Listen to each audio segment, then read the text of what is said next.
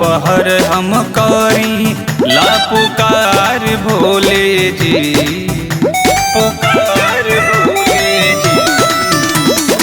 आठों पहर हम करी ला पुकार भोले जी। आसो सावन में करा दी चमत्कार भोले जी। आसो सावन में करा दी चमत्कार भोले जी।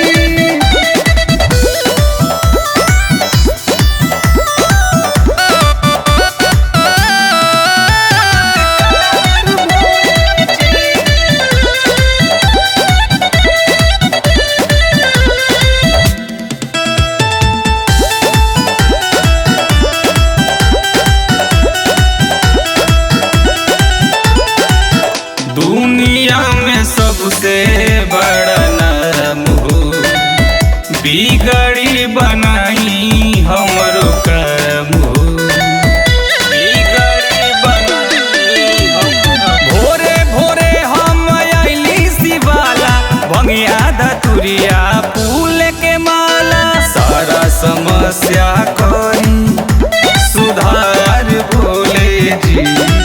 आसो सावन में करा दी चमत्कार भोले जी।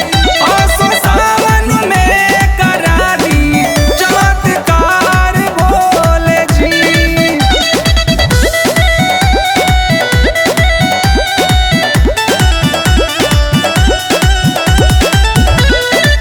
चमत्कार भोले जी।